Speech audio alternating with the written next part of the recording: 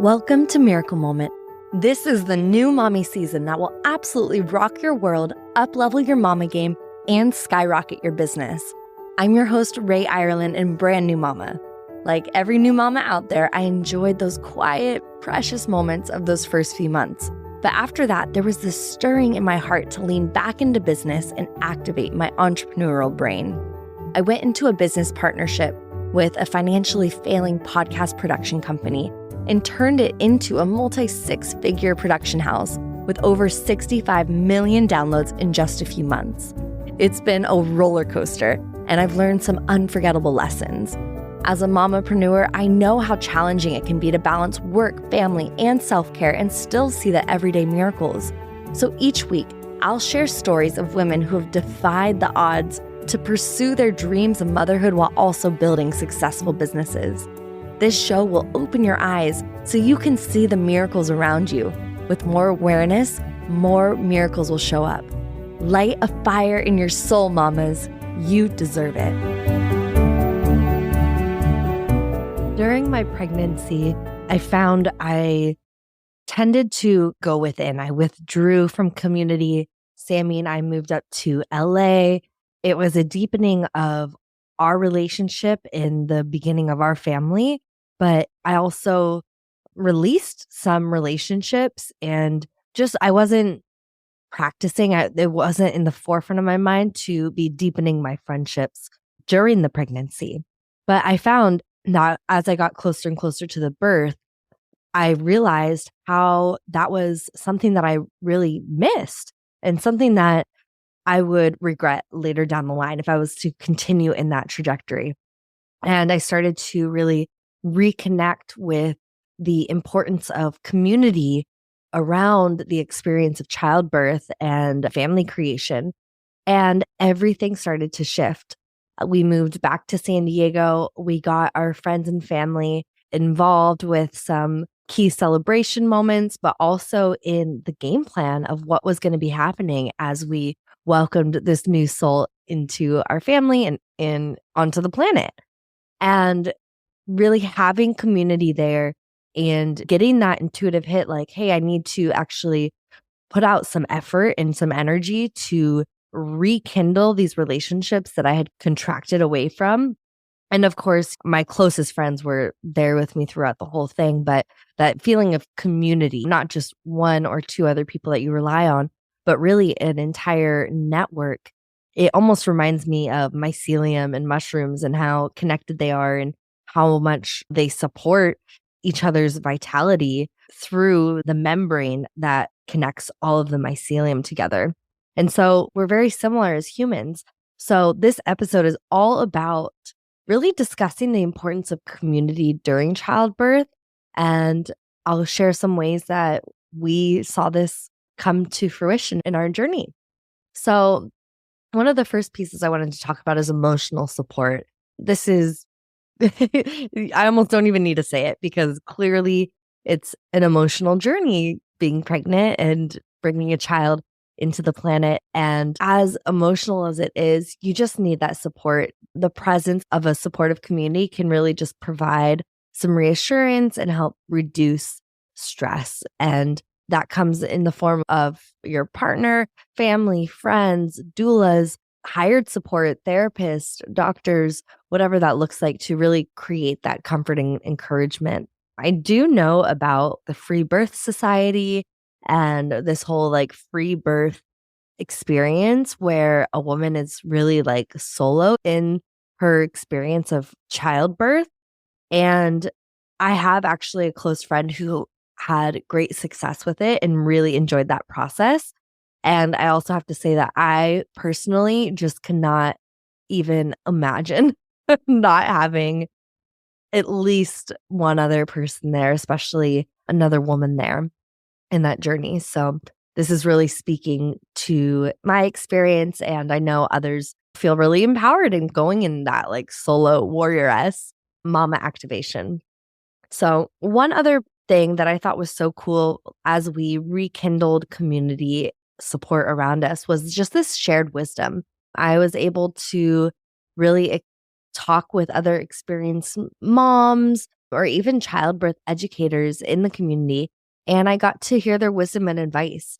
And I felt this important piece of like lineage of knowledge and traditions being passed down. There were things that I read in books and podcasts and stuff, but there's just something different when someone, especially another woman who's been through the experience, can look you in the eyes or grab your hand and say, this is the journey that you're about to go on, and just give a few pieces of wisdom. It goes to say there's also the practical help that comes in. There's so much stuff that needs to be done, and also so many ways in which a new mom needs help. I think to some women that do this solo and maybe don't have a partner, and it's wow, that is a lot. So you'll have to check out a different episode to talk about that, because I have a partner and I have family, and it still felt a lot in terms of just the practical help that I needed. Everything from like household tasks to providing meals after the birth. There's community initiatives and support groups that can assist with childcare afterwards, or even during labor if you have other siblings. We found it so incredibly helpful to have a meal train. And this was just like a plan. And my best friend took it upon herself. She was like, "What can I help you with?" And I was like, "Honestly, if you could help me organize the meal train," because at the point of like almost giving birth, I was so exhausted I couldn't even organize it. So just to have her step in and organize the meal train, in which we thought, okay, we're going to try and stay indoors for 40 days. If you haven't heard that episode about how we actually did that, we stayed inside for 40 days for the fourth trimester. Go check out that other episode. I think it was a few back. Then what we can do is we can make a lot of frozen food. So we did a ton of soups that we just froze in the freezer. And again, I had a soup making party. Like I had women come over and just make a ton of soup. So that way we were prepared and stock up on the groceries and all of that. And then we said, okay, if there's 40 nights, like 40 dinners, then if we could just get 40 people to do one night, or even maybe it was 20 people to do 2 meals, like that's actually not asking that much. And it makes such a big impact. And that was one of the coolest ways that we really received a lot of practical help from our community during that time. There's also advocacy pieces, just having people around you in your corner to advocate for your birth plan and your wishes, especially in a medical setting. Like we had my doula there and also Sammy to really support me in talking to the doctors and nurses. It would have been really challenging if I didn't have them. But I just think that having a supportive community that is so connected with you, so they know your values and they would know how you would make a decision in the case in which you're not able to make it, is just so helpful. Also can help uphold your desires around childbirth and after childbirth, even your desires if someone comes over to watch your baby. They can think, how would she want her baby to be treated? How would she want her baby to be going down for a nap, or things like that? There's so many different ways of doing everything from pregnancy to birth to parenting that we can't really harp too much on what is the one best way. At least I'm not going to here. And I think the one best thing that we can do is listen to the mom, because she has this intuitive knowledge with the baby in terms of how and what is best for the baby. And so having a supportive community that understands the mom's wishes and values is invaluable in itself. And then on the other side of things, I thought it was really interesting when I did start to open more into community, was I was actually able to explore all the different ways, cultural practices, parenting ways, mothering ways in which we do things. And I got to see, wow, even though I've done all this research and this is what feels best for me, something else can feel best to another woman. And it really helped open my perspective and my horizons, because I was able to just see how other people do things differently. And in some ways, I got inspired. In some ways, I realized what I was doing was actually more challenging. So I switched. It was just really cool. And that's something that if you're stuck in your little bubble during the journey, you might miss out on actually some ways that you can do the pregnancy or the childbirth or the parenting. You can do them in ways that are actually even better. So that was super cool. Hey there, fabulous mamapreneurs. I've got something super special for you. Introducing Giggles and Growth, hilarious reflection prompts for the mamapreneur. So just picture this. You're journaling your way through prompts that have you giggling and reflecting like never before. Ever wondered what your business would say if it could talk? Or how about sharing the funniest thing your kids have ever said about your work? But here's the best part. These prompts aren't just about having a good laugh. They're an incredible investment in yourself and your journey as a mamapreneur. Taking time for Giggles and Growth means giving yourself the gift of self-discovery, clarity, and personal growth. As you reflect on these entertaining prompts, you'll gain valuable insights into your business, your role as a mom and as an entrepreneur, and even find hidden gems of wisdom. And the cherry on top? It's absolutely free. No cost, no catch, just a joy-filled opportunity to embrace laughter while empowering yourself. So what are you waiting for? Unleash your laughter and embrace the growth with Giggles and Growth. Click the link in the show notes or visit www.rayireland.com/giggles-and-growth to grab your copy now. Let's make your entrepreneurial journey even more fabulous. Get your Giggles and Growth freebie today, mamas. You deserve it.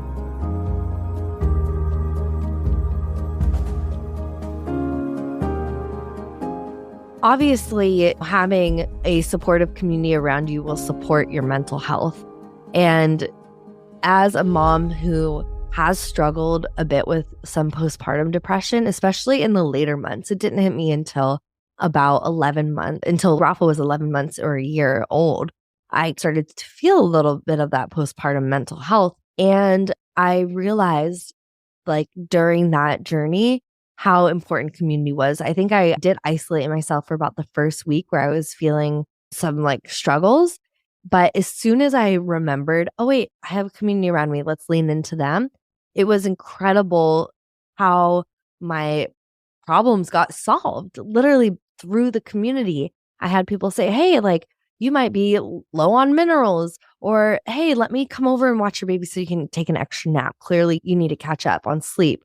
Or, hey, have you tried this resource or that or this book? And I just felt so supported. And during those lows are the times where it's so important to have good people around you. Of course, it's fun to have a supportive community around you when you're having parties and celebrations and all of that. But during these moments where things are challenging and it feels like your hands are strapped behind your back, the importance of community cannot be stressed enough. And that's something that you build before that time comes, right? These are friendships that you get to pour into and give your all and show up in the way that you are hoping they'll show up for you.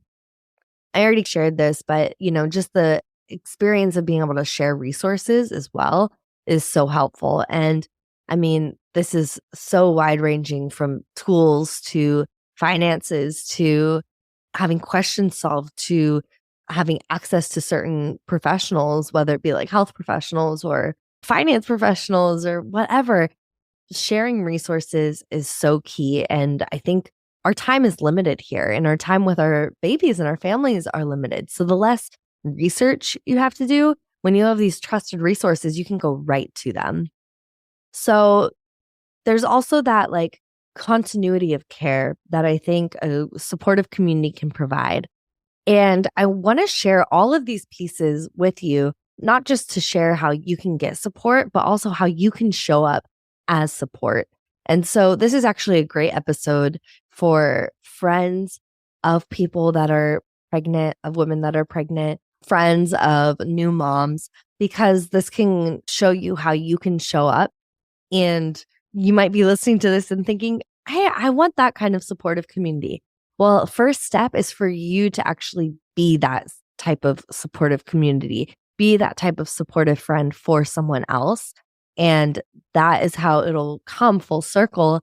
And I think it's also how we could really change the world, because there are so many moms that are going through these experiences, really, really struggling, not being able to soak in the beauty and the magic of their baby because they are so worried and so stressed and so isolated. And I think that this could really shift the trajectory of the planet and humanity because those first stages of a child's life are so important to have the mother's attention and love and to have her focus all of her energy on the baby's needs. But she can't if she does not have this type of support. And so when the community steps in, we're actually doing a service to the full evolution of humanity because it allows the proper bonding and safety and trust to be established in that child's life from the first days, the first year, the first months in which they're on the planet. So it might seem like you're just helping mama or you're just helping the family or you're just helping the baby, but I want to also show you like how big of a difference this can be in someone's life. It's just incredible. And I think we can normalize these types of conversations and support. I know when I share the support that I got around even having the meal plans set up and then having really all 40 days and beyond had meals delivered to us, people are just like, oh, wow, that's a lot, or that seems like a lot. Wasn't that so much to organize or all this stuff? And honestly, it wasn't. It was exactly what we needed. We even had friends come over and help clean the house, family members come and babysit. And we really had just friends and family babysit almost the first entire year. And that was such a beautiful thing because I knew that whenever Rapha was getting watched by someone other than me or Sammy, I knew that he was getting love too. It wasn't just someone random who's looking for like a side gig. Oh, and also there's amazing nannies and people out there. And I realize that I say this all from an extremely privileged space, but it also is something that I really want to normalize. I want this to be a normal thing that women can speak on and say, yes, I got this kind of support. And also say, yes, and I was there for someone in that type of way as well. There's just something that really can bond a community because it's not just the family that goes through a shift and a change. If you're a friend, if you're a close friend, especially my best friends, they shifted tremendously while I gave birth because it's a step for all of us. Like I like to say in the business world, we talk about all ships rising with the tide when you're supporting and uplifting other people that are on your team or your clients and stuff. Like we get to all grow together. And same thing goes as children come into these families and into these communities. The role of the community gets to foster these bonds through these shared experiences and support in the postpartum period. And it's just so cool because we can honor the birth process. We can honor the start of life. We can honor life in itself, which is love, is creation. And it is just such a blessing to so many people. So the last thing that I'll say is don't be selfish, mamas. Don't be selfish in saying, I don't need that support. I'm not going to ask for it. Because when you ask and someone gets to show up for you, that's a gift as well for them. I always feel so grateful, so blessed when a friend calls me needing support. I'm happy and excited to step up because I know that I get to be that person and I get to help see their day get better. And that's what you get to do as well when you ask for support, when you ask for help. So it's a bit of a different perspective, but I have to talk about it because I think so often we get into this mama zone, like this super mama, I can do it all and I'll do it all by myself. And let me tell you, I've been trying and it keeps not working. I keep trying. I keep getting burned out. Like it's not the way. And I think we've seen moms do that.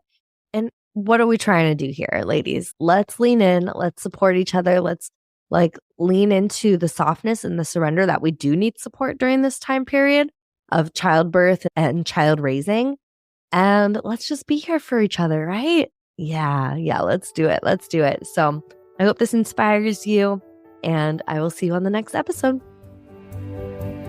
Hey, mamas. That's a wrap for another epic episode on Miracle Moment, the new mommy season. Catch me on the internet at Ray Ireland, sharing this wild mamapreneur life. And don't forget to check out www.rayireland.com/freebies for all the resources and support while building your soul-aligned business. Are you feeling the miracles coming your way? Stay blessed, ride this miracle vibe all day long, and remember, it's all about the journey. Catch you on the next episode.